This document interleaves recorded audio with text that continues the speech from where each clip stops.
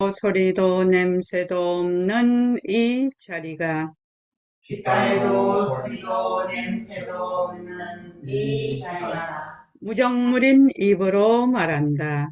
무정물인 입으로 말한다. 이 자리가 밥 먹고 일하고 이 자리가 밥 먹고 일하고 이 자리가 공부하고 꿈꾸고 이 자리가 공부하고 꿈꾸고 이 자리가 성내고 욕심내고 이 자리가 손내고 욕심내고 이 자리가 좋아하고 싫어한다. 이 자리가 좋아하고 싫어한다. 빛깔도 소리도 냄새도 없는 이 자리가 빛깔도 소리도 냄새도 없는 이 자리가 무정물인 몸뚱이를 굴린다. 무정물인 몸뚱이를 굴린다. 빛깔도 소리도 냄새도 없는 허공으로 써인 나는 빛깔도 소리도 냄새도 없는 호르스의 나는 자유로운 삶의 주인으로서 자유로운 삶의 주인으로서 애착과 집착, 탐진치를 이어서 애사과 집착 탐진치를 위하여서 모든 생명들과 더불어 모든 생명들과 더불어 건강하고 따뜻하게 모습을 잘 굴립니다. 건강하고 따뜻하게 모습을 잘 굴립니다. 예, 합장하시고 법회에 참석할 수 있도록 도와주신 법회에 참석할 수 있도록 도와주신 불보살님과 선지식들과 불보살님과 선지식들과 모든 인연들에 감사합니다. 모든 인연들에 감사합니다. 감사합니다. 감사합니다. 도바님들 감사합니다. 도반님들 감사합니다. 예. 우리가 이제 말하고 듣는 이 자리가 빛깔도 소리도 냄새도 없다라는 것은 청정하다, 공적하다 그런 뜻이죠. 그 다음에 영특스러운 슬기자리는 강명하다 또는 영지하다 이 말이거든요. 그러니까 우리의 마음의 본성이 본래 청정 강명하고 공적 영지하다. 그걸 이제 보림선언에서는 빛깔도 소리도 냄새도 없는 영특스러운 슬기짜리다.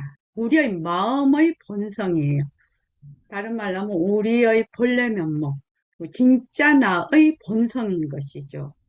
그래서 이 빛깔도 이 우리의 이 마음, 이 우리의 그 청정 강명한 자리가 공적 영지한 자리가 좋아하기도 하고 싫어하기도 해. 인과 연에 의해서.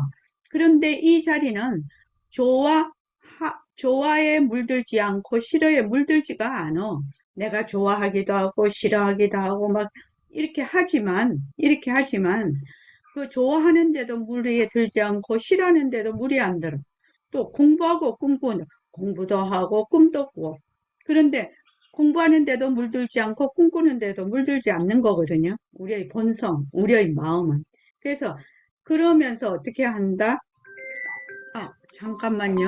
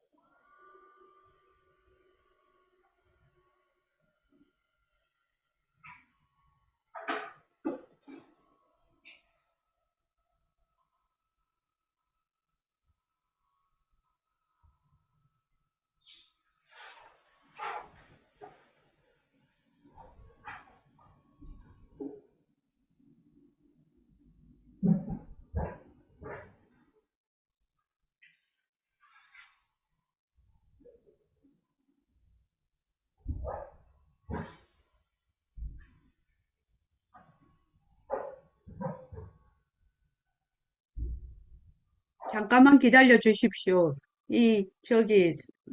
교대에 가스공사하는 도시가스공사에서 전화가 와가지고, 지금 바로 좀 뭘 보내주고 다시 하겠습니다.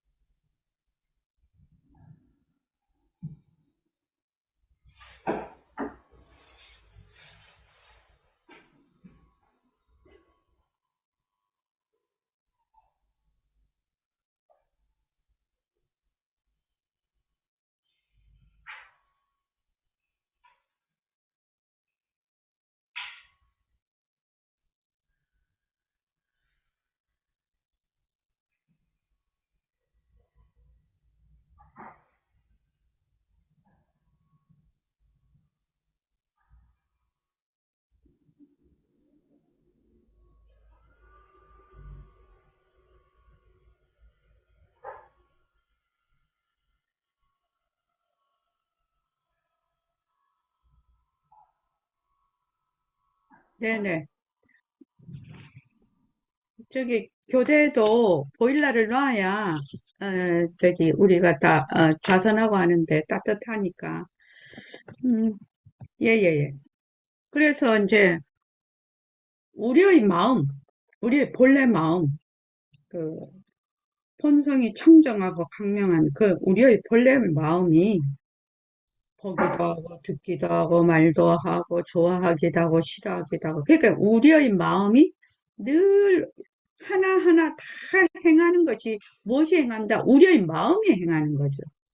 우리의 마음이 쭉 행하는데, 우리는 무엇을 자꾸 마음이라고 하느냐면, 우리가 보는, 그러니까 육근의 상대하는 육진 경계를 보고 자꾸 마음이라고 하거든.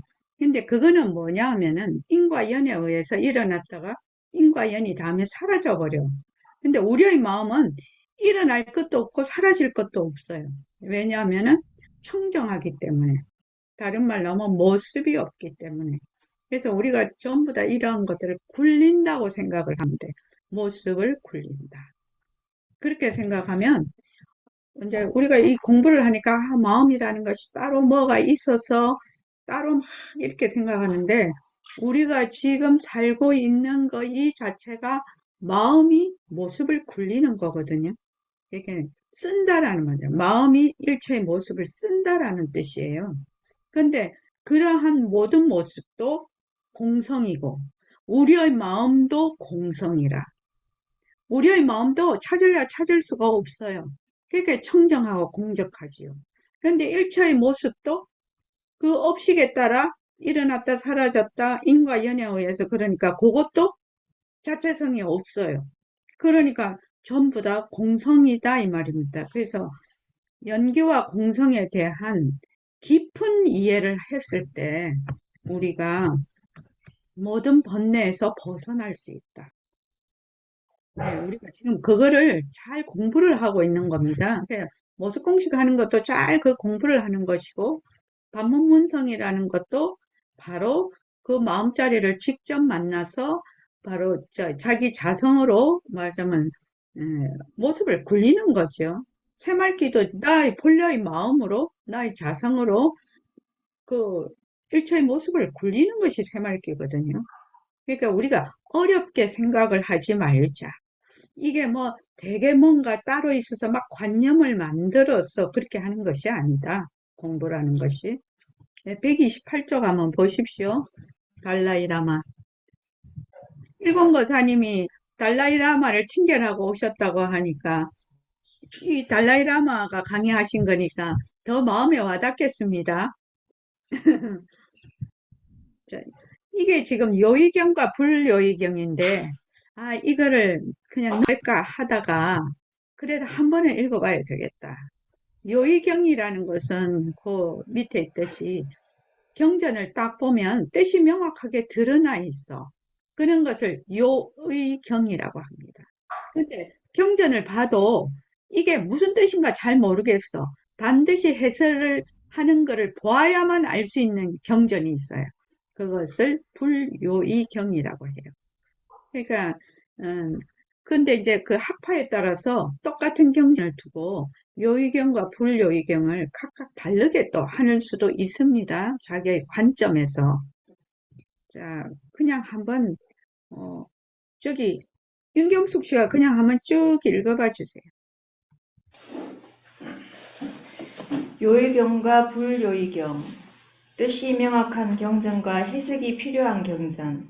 앞에서 우리는 부처님의 가르침의 특징 중 하나는 다양한 청중의 기질과 요구에 따라 가르친 것이라고 말했었지요. 다양한 불교 학파의 교리들은 이런 다양한 요구들을 충족시키기 위해서라고 말할 수 있습니다. 예, 우리는 잠깐만, 거기까지요. 부처님의 설법은 특징이 뭐냐면 대기설법이에요. 듣는 청중에 따라서 그 상대에 따라서 그 말하자면 깊이를 다르게 해서 그 사람이 잘 알아들을 수 있게 한다. 그래서 그걸 뭐라고 하냐? 대기설법이라고 합니다. 자, 그 다음 읽어주십시오.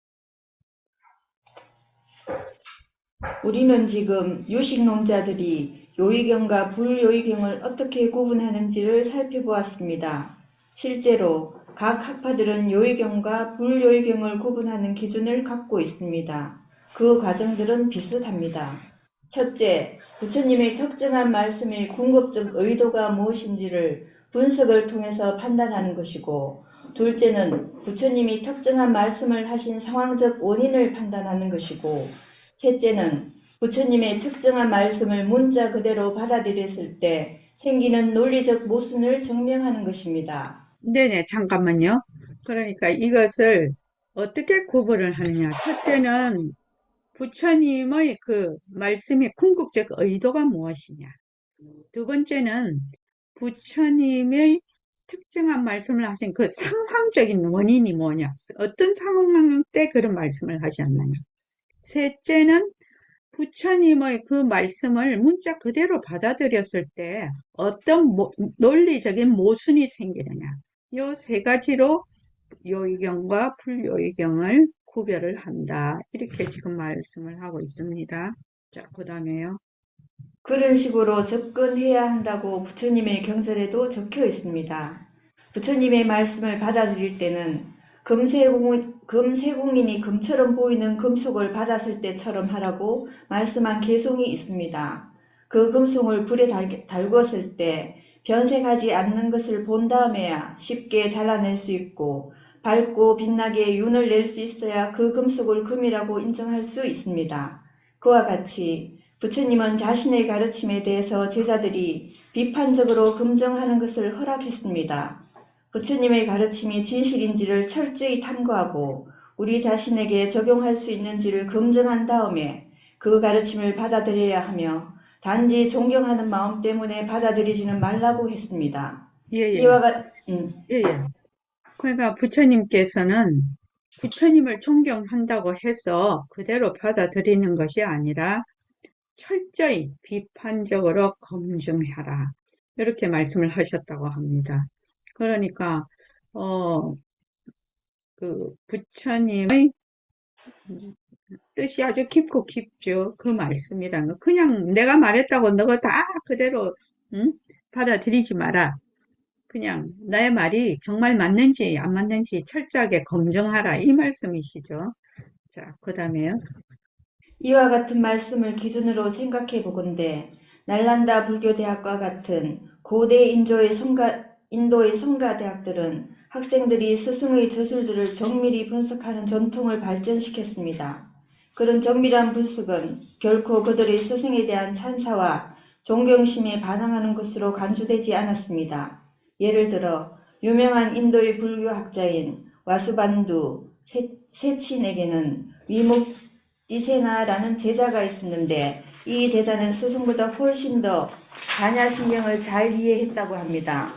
그는 와수반도의 유식론 해설에 대해서 의문을 갖고 스스로 중간학파의 해설에 따라서 경전을 이해했다고 합니다. 예. 요 와수반두라는 분은 그 유식학을 완성하신 분이거든요. 무착거사, 우리 이제 그 한자로 하려면 세친보살, 무착거사, 이 두 분, 이 형제분들이 유식학을 완성했다고 되어 있습니다. 근데 이제 그 제자가 반야심경을 유식학적인, 거기보다, 맞아, 중간학파의 그 관점에서 스승보다 더 경전을 잘 이해했다는 이야기죠. 제자가 스승보다 더 잘났으면은 그 스승은 정말로 기쁜 거죠. 그게 최고죠, 최고. 예, 그 다음에요. 티베트에서도 12세기의 19세기. 19세기의 닉마타 학자인 주미팜의 제자인 안락담체 창이 그런 예입니다. 그는 스승을 존경했지만 스승의 저술 일부분에 대해서 반대 의견을 말했습니다. 훗날 안락담체 창의 제자가 스승의 저술에 대해서 비판적으로 반대하는 것이 적절한지를 물었습니다. 자기의 스승이 훌륭하더라도 그가 옳지 않게 가르친 것이 있다면 그것에 대해서 질문해야 한다고 안락담체 창은 즉시 대답했습니다. 그 사람에 대한 칭찬과 존경심을 유지하면서 그 사람의 저술에 대해서는 철저히 정밀하게 분석하라고 티베이트인들은 말합니다. 그것은 불교 수행을 할 때 4가지에 의지하라는 가르침에 부합되는 바람직한 태도입니다. 네네. 요 부분은 다 같이 읽읍시다. 지금 밑에 거는. 자, 다 같이 읽읍시다. 시작. 단지 사람에게 의지하지 말고 사람의 말에 의지하라. 단지 말에 의지하지 말고 말의 의미에 의지하라. 단지 말의 추리적인 의미에 의지하지 말고 말의 정확한 의미에 의지하라. 단지 지속적으로 이해하는 것에 의지하지 말고 직접 체험하는 것에 의지하라. 예. 그러니까 맨 마지막에 지식적으로 이해를 해서 하는 것을 해오라고 합니다. 해오라고 하는데 그것만 갖고 안 된다는 거죠. 그것을 바탕으로 해서 직접적인 자기의 직관적인 체험이 있어야 된다. 그래야만 정확하게 알 수가 있다. 그 말입니다. 자, 131쪽이요. 131쪽. 저기 김은숙 도반님 한번 읽어볼까요? 유식학파와는 대조적으로 중간학파는 반야경의 명확한 의미를 담은 경, 요의경으로 해석했습니다. 예, 그들은 그러니까 잠깐만, 유식학파는 무착세친보살이 이제 주장하신 그 학파를 말하고, 중간학파는 용수보살, 나가르주나라고 하죠. 그 중론의 용수보살이 말씀하신 중간학파. 중간학파는 저 말이야 중도 또 공의 사상에 대해서 공성에 대해서 얘기를 하셨고 유식학파는 만법 유식을 얘기해요. 일체 만법은 전부 다 식에 의한 것이다. 이 말을 하신 것이죠. 자, 그다음에요. 그들은 모든 사물들과 사건들은 내재하는 실체를 갖고 있지 않다라는 문장을 문자 그대로 해석했습니다. 중간학파는 주관과 객관이라는 마음과 외부 세계를 구분지어 공성을 적용하지 않습니다. 신만송 반야경은 궁극적 차원에서는 모든 현상이 존재하지 않는다고 말하면서 이 견해를 분명히 밝혔습니다. 그래서 중간학파에서는 반야경들은 문자 그대로 해석할 수 있는 것이고 모든 현상의 공성은 명확한 것이 됩니다. 네, 예. 중- 중간학파에서는 주관과 객관이라는 마음과 또 외부 세계를 구별을 안 한다는 거죠. 그 외부 세계도 전부 공성이고, 내 마음도 공성이고, 주관과 객관도 다 공성이고, 진리도 다 공성이다. 공성도 또 공성이다. 그 어떠한 것도 고유한 그 독립적인 실체를 가진 것이 없다. 이것이 중간학파에서 말하는 공성입니다. 그러니까 우리 보림선언에서는 백봉 선생님은 요 중간학파와 같은 궤를 하고 계신 겁니다. 그러니까 일체만법 허공성이라는 거죠. 일체만법 허공성. 그러니까 슬기짜리도 허공성. 그렇게 이 말 한마디에 그렇게 나오죠. 그러니까 슬기짜리도 허공성, 진리도 허공성, 또 나도 허공성, 내가 쓰는 좋다 싫다 하는 것도 허공성, 낮이다 밤이다 하는 것도 허공성, 지구다 태양이다 하는 것도 허공성, 전부 다 허공성. 허공으로서의 나라는 것이 바로 허공성으로서의 나라는 뜻입니다. 그게 전부 다 허공성이라는, 다른 말로 하면 그 속에 내재하는 실체가 없다. 그러니까 전부 다 비었다라는 뜻입니다. 빔이라는 뜻입니다. 그러니까 우리가 보통 말하면 빔 이렇게 하면은 그냥 생각을 하기에 무엇이 있다가 없는 거? 이는 빔이 아니고 본래 그 속에는 독립적인 어떤 고정된 실체가 없는 것이다 이 말입니다. 그러니까 진리다, 불성이다, 우리의 본래의 마음이다 하는 것도 그 자체의 실체를 가지고 있지 않다. 우리가 보는 육근 육진으로 보는 일체의 모든 경계도 가지고 있지 않다. 우리가 좋다 싫다는 것도 그 속에 그것이 없다. 이 공성을 깊이 깊이 자기가 사유하고 이 공성에 대한 이해가 높으면 높을수록 어떻게 되느냐. 번뇌에서 벗어날 수가 있다는 거죠. 번뇌에서 벗어난다는 것은 곧 깨닫는다는 얘기입니다. 그러니까 이제 금강경에도 어떻게 부처님이 32분에 딱 얘기를 해 놓으셨냐면 일체유의법이 전부 다 여몽 환포영 여로 영여전 응작여시관 이렇게 보라고 했거든요. 전부 다 뭘로 보라? 전부 다 헛것으로 보라 환으로 보라 이렇게 얘기를 했단 말이죠. 그래서 우리가 지금 모습공식에 인연과 조건으로 생긴 컴퓨터 변한다 헛것이다 머물 수 없다 이러면은 사실대로 보는 거라. 이 컴퓨터가 나의 업식으로 보는 컴퓨터거든요. 나라는 것도 나의 업식으로 보는 거고 전부 다 거기에 내재하는 실체가 없기 때문에 여러분들이 따로 뭘 막 생각을 해서 그런 게 아니라 일체의 모든 것을 보고 일체의 모든 생각, 마음씀이 외부 세계, 나를 포함해서 뭘 보든지 변한다 할 것이다 머물 수 없다 이렇게 하는 거는 바로 그것을 사실대로 보는 얘기입니다. 그게 사실대로 일체의 모든 것은 요몽한포영 여러 영려전이구나 이렇게 보는 거죠.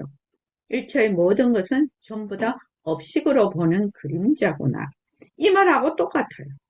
그러니까 자, 그 다음 읽어보십시오. 중간학파와 유식학파의 교학상의 차이는 얼핏 보면 그리 중요하지 않은 듯이 보일지도 모릅니다. 그러나 면밀히 살펴보면 그 차이가 대단히 중요하다는 것을 알 수 있습니다. 유식학파는 외부 세계에 있는 현상의 공성을 인정합니다. 그들은 현상의 공성을 인식함으로써 외부의 현상에 대한 집착과 혐오감을 건절시킬 수 있을지도 모릅니다. 그러나 그것만으로는 부족합니다. 내면 세계의 공성을 인식하지 못하는 한 우리는 고요함이나 희열 등과 같은 경험에 집착하고 슬픔이나 공포와 같은 경험들을 혐오할 수도 있습니다.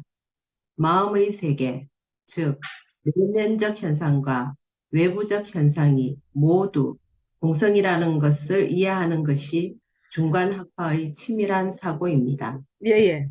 다른 말로 하면 일체만법 허공성이라는 말인데, 그러니까 내가 보고 있는 외부의 세계도 전부 공성이고, 내면의 세계도 공성이다. 그렇지 못하면 우리는 뭐가 중요하냐면은, 그러니까 첫째는 외부의 세계에 대해서는 외부의 현상의 공성을 인식함으로써 외부의 현상에 대한 집착과 혐오감을 근절시켜. 아, 외부의 세계가 전부 다 헛것이구나, 공성이구나, 무상이구나, 이렇게 비상이구나, 이렇게 알아. 그런데 그다음 마음의 세계, 내 내면적인 현상과 그 내 내면의 세계 공성을 내면의 세계 내가 좋아하고 싫어하고 고요하고 막 그 법렬이 일어나고 희열이 있고 막 이렇게 되는 그것도 공성인 줄 모르면 어떻게 되느냐? 우리는 고요함이나 희열 등과 같은 경험에 집착하고 슬픔이나 공포와 같은 경험들을 혐오할 수 있습니다. 그러니까 고요하고 희열과 같은 거는 자꾸만 더 하고 싶고 또 공포나 슬픔 같은 거는 자꾸 내친다 이 말이죠. 하기 싫어한다, 혐오한다 이 말이죠. 그러니까 어떤 거는 좋다 하는 거는 자꾸 좋아서 집착하고 나쁘다고 생각하는 거는 싫다고 집착하는 거죠. 그렇죠. 근데 이제 처음에는 잘 모릅니다. 처음에는 잘 모르는데 공부를 자꾸 하면은 우리가 이제 앉아서 고요해지고 또 고요해지면서 또 고요한 가운데서 무엇을 알아지고 이러면은 희열이 나고 그렇게 하는데 거기에도 일제 집착을 하면 안 된다라는 얘기입니다. 그렇게 하지 않으면 어, 만약에 내가 앉았는데 정에 들고 굉장히 마음이 고요해져. 그럼 어떻게 되느냐? 그 고요함에 집착을 해서 다음에 앉을 때도 그 고요함을 또 바라고 또 그런 상태가 오기를 바라고 그러면서 이제 그곳에 이제 집착을 하는 거죠. 고요해야 공부가 잘 된다. 음, 잠깐만요. 잠깐만요.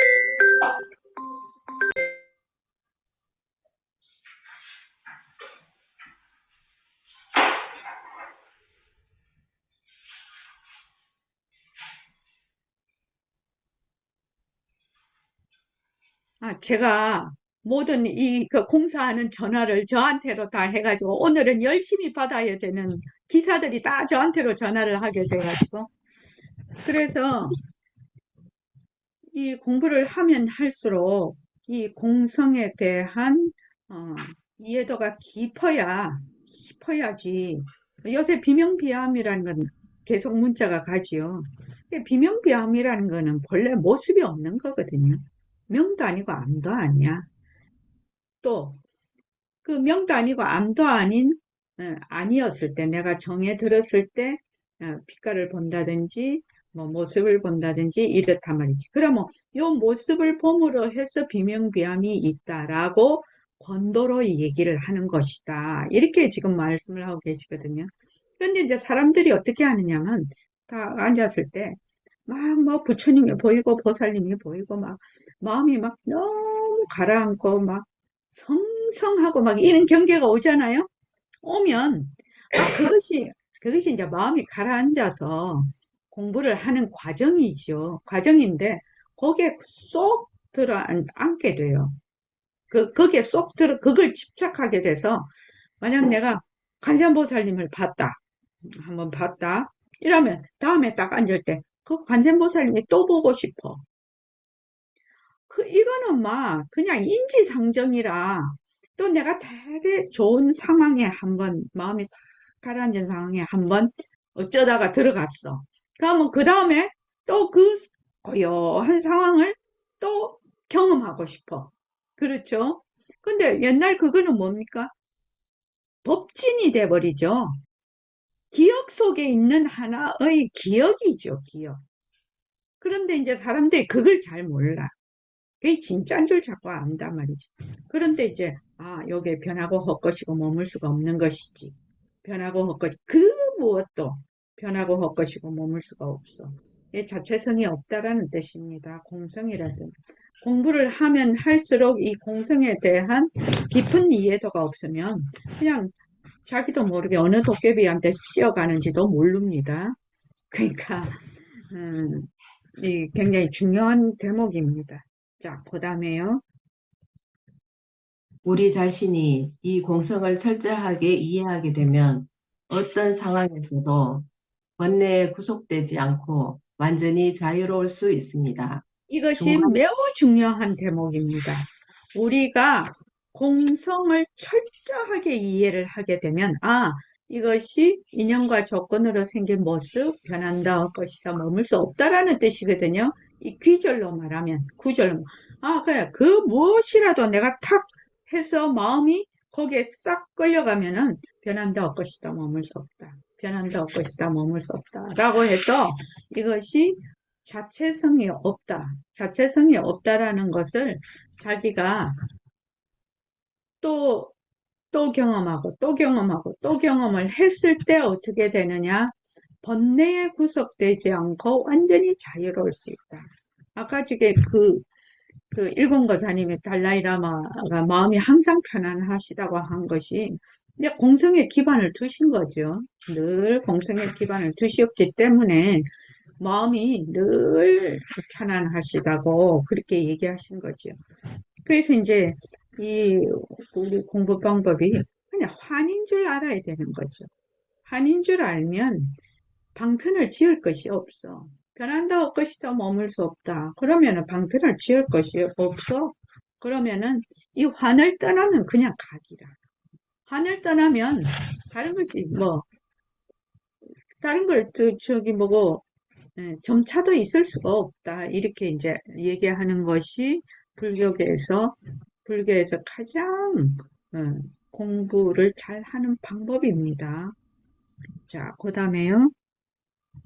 중간학파 내부에서도 유식학파처럼 내면 세계와 외부 세계를 구분한 유가행 중간학파는 그 두 세계에 동일하게 공성을 적용했습니다.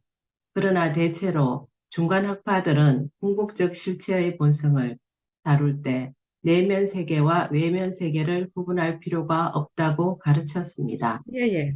내면 세계하고 외면 세계가, 외부 세계가 둘이 아니라요. 둘이 아니라. 제가 그 설명을 했죠. 저기, 새mark 안내서도 있는데, 아무것도 없는 허공에다가 경계를 딱 경계를 그어서 거기에 이렇게 해. 나다란 한 생각을 일으켜. 나다. 그러면은 허공에 나라는 생각을 하나를 딱 일으켜 놓으니까 이 나라는 생각도 어디에 있어요? 이 경계도 허공에 있잖아요. 허공에. 그러니까 외부를 구별할 필요가 없는데 한 생각으로 내 내부와 외부를 안과 밖으로 구별을 시켜버리는 거죠. 그러니까 안과 밖에 본래 따로 없어요. 안과 밖에 본래 따로 없다고. 그래요. 허공에 동그라미 딱 허공에다가 나 이렇게 해서 나라는 경계를 짓는 순간 한 생각이죠. 나라는 한 생각을 짓는 순간에 안팎이 그냥 구별이 돼버려. 근데 본래 그 안과 밖이 어디에 있었냐? 그냥 허공중에 있는 거예요.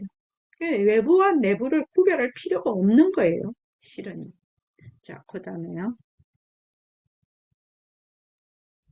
유식학파는 개별적인 원자나 입자의 존재가 실제해야만 외부 세계가 실제하는 것이라고 믿었기 때문에 외부 세계의 실제를 부정한다고 중간학파는 주장합니다. 만일 이런 입자들이 실제한다면 그것들이 외부 세계의 궁극적인 구성 물질일 것이고 그것들을 근거로 해서 외부 세계가 존재하게 될 것입니다. 유식학파로서는 불가분의 절대적인 원자라는 개념을 인정할 수 없었기 때문에 물질 세계는 객관적으로 실제하는 것이 아니라고 부정했지요. 이 논리를 적용해서 내면의 세계에 대해서도 내재하는 실제를 부정할 수 있다고 중간학파는 지적했습니다. 마음이 독립적 실체를 갖고 있다고 인정하기 위해서는 그 실제의 구성 요소인 극미한 순간의 인식이 독립적으로 존재한다고 인정해야 하기 때문입니다. 그러나 우리가 생각하는 의식은 분리된 매 순간마다의 의식이 각각 독립적으로 존재하는 것이 아니라 의식이 매 순간마다 서로 원인과 조건의 역할을 하며 의존해서 발생하며 바로 이전 순간의 의식은 사라지고 다음 순간의 의식이 생겨나는 과정이 이어지는 것이기 때문에 중간합파는 의식이 독립된 실체로서 존재한다고 인정할 수 없다고 했습니다. 따라서 의식이 인식이라는 내면 세계도 독립적인 실체를 갖고 있지 않습니다. 물질적인 외부 세계와 의식이라는 내면 세계를 구분하지 않고 이런 논리를 적용함으로써 우리는 외부 세계와 내면 세계에 대해 집착할 근거를 제거할 수 있다고 중간합파는 주장합니다. 예. 여기서 지금 달라이라마가 왜 이렇게 그냥 계속해서 이렇게 그 학파에 대해서 설명을 하고 이렇게 나가시냐 하면은 이제 역사적으로 불교가 이제 쭉 진행되어 오면서 그 학파들이 이제 그 불교의 교리를 그 계속 완성해 나가는 과정에 있었거든요.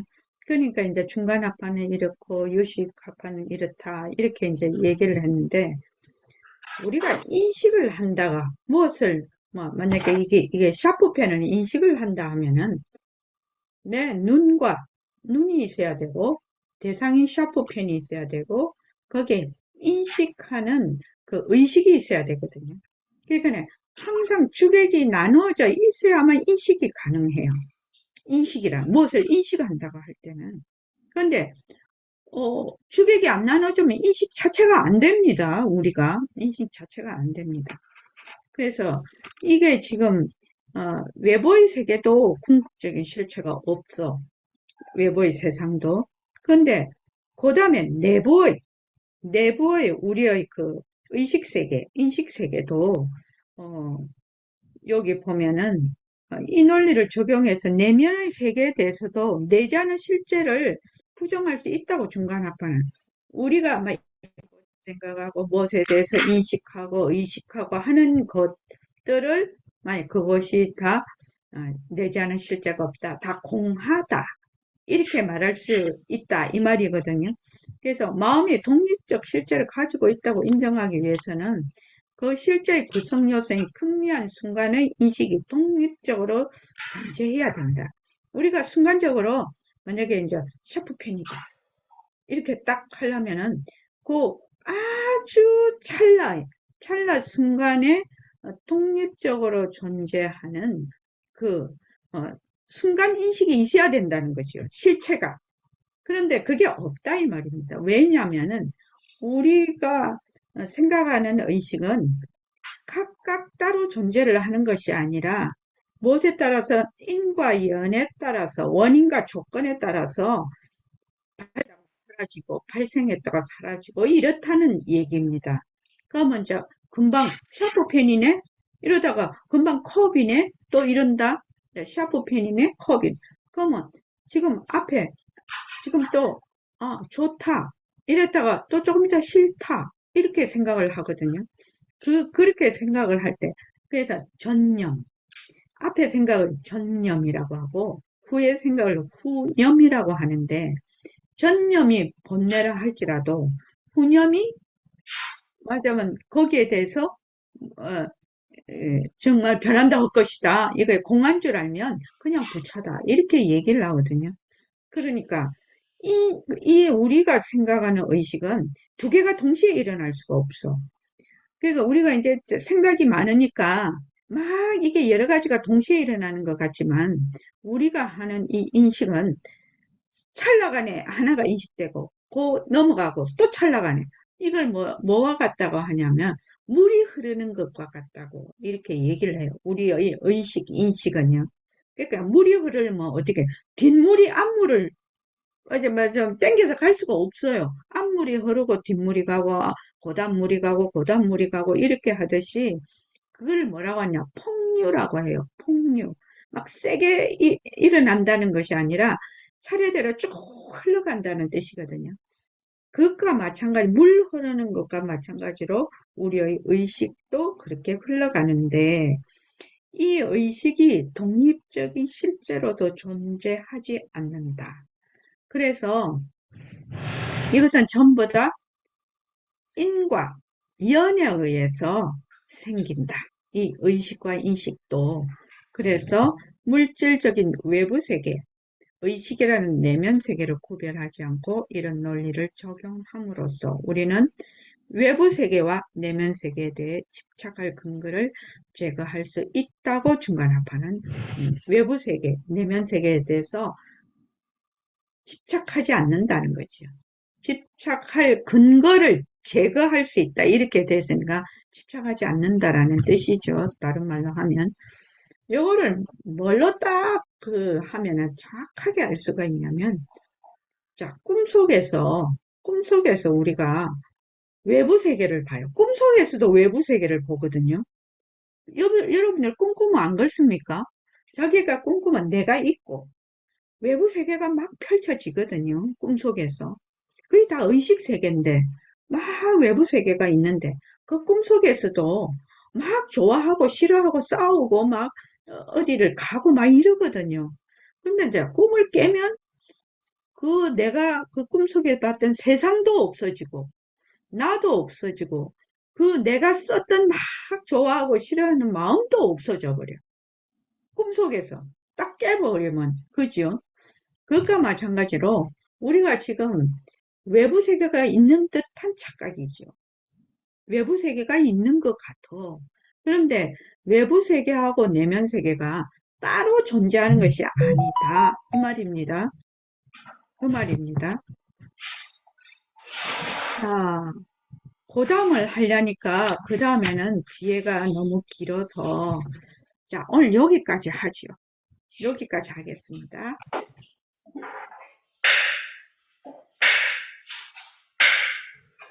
그 다음에는 이렇게 좀 처음 여러분들이 이제 오실 때 한 번도 안 읽고 오면은 좀 그래. 내용이 잘 파악이 안 돼. 근데 다음에는 꼭 읽어 오셔야 돼요. 어디까지 읽어 오느냐. 페이지 138쪽까지 읽어 와야 돼요. 거기에 공성과 연기에 대해서 그 뒤에 나오죠. 공성과 연기에 대해서. 그래서 이제 이 중간학파에서 말하는 이 공성이라는 데 대해서 자세히 이렇게 나오기 때문에 읽어와야지 우리가 요 1시간 동안 요거를 했을 때 자기가 이해가 됩니다. 네, 꼭 읽어오십시오. 138쪽까지 다음 시간에는 교대선언에서 하겠습니다. 다음 주는 24일이네. 24일은 선생님 법문이네. 그날 이거를 하든지 선생님 법문을 듣든지 그렇게 하겠습니다. 자, 10분간 쉬겠습니다.